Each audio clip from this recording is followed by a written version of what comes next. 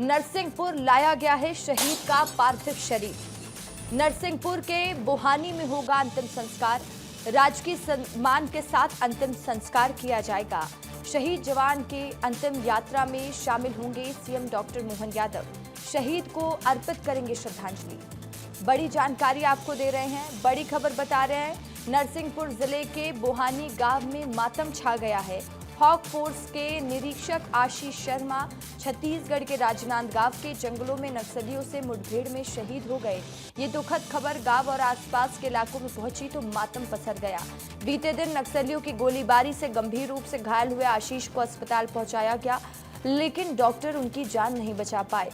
उन्हें मृत घोषित कर दिया। उनके शहीद होने से गांव की गलियां सूनी हैं, बाजारों में सन्नाटा फैल गया। शहीद का पार्थिव शरीर बालाघाट पहुंचा। इस दौरान पुलिस प्रशासन ने उन्हें श्रद्धांजलि दी।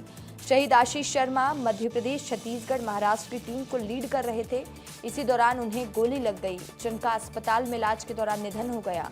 नरसिंहपुर जिले के बोहानी गांव में उनका अंतिम संस्कार राजकीय सम्मान के साथ किया जाएगा।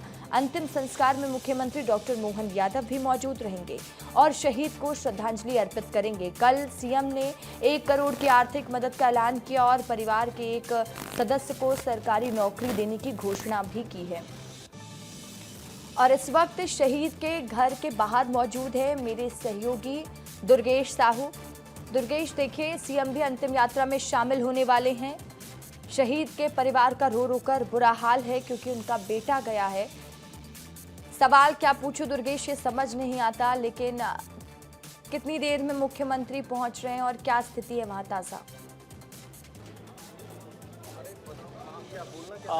बिल्कुल रशिका, देखिए इस समय आप देख सकते हैं कि किस तरीके से यहाँ पर अब अंतिम यात्रा पर आशीष शर्मा जो है निकले हैं। और इस अंतिम यात्रा तो हम देखते हैं एक आम इंसान की होती ही है, लेकिन जब कोई शहीद होता है उसकी अंतिम यात्रा की क्या तस्वीरें होती हैं रशिका, ये दर्शाता है।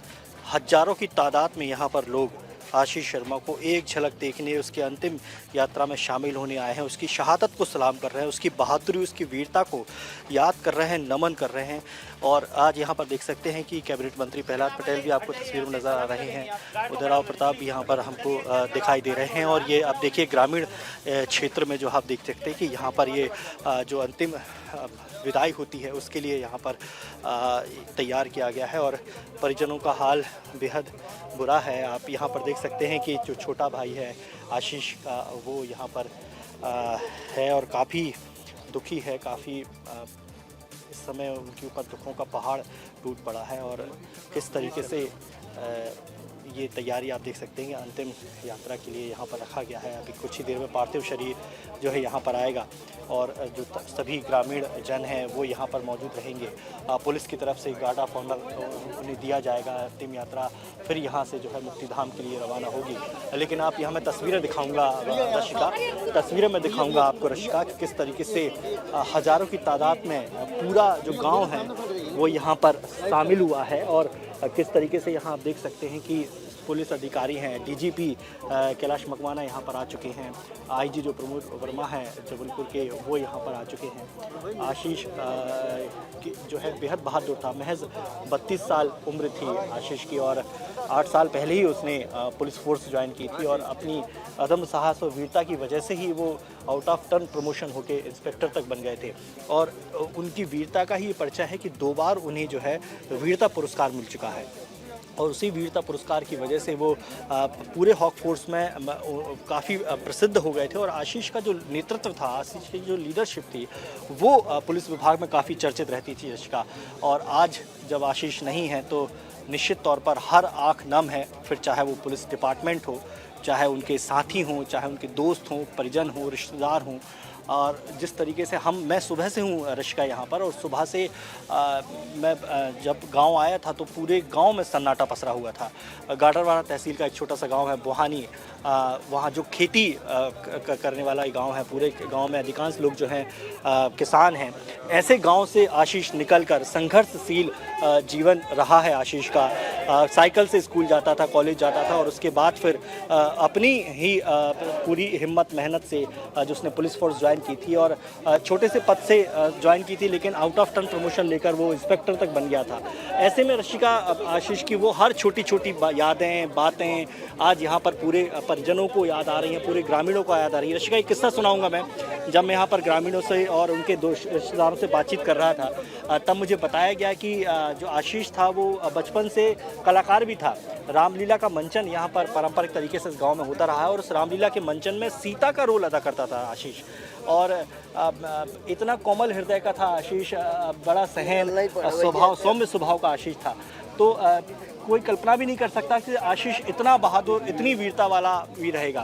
तो जो आशीष रामलीला में सीता की भूमिका निभाता था, उस आशीष के खौफ से नक्सली थर-थर कांपते थे और नक्सलियों के लिए काल बन गया था आशीष।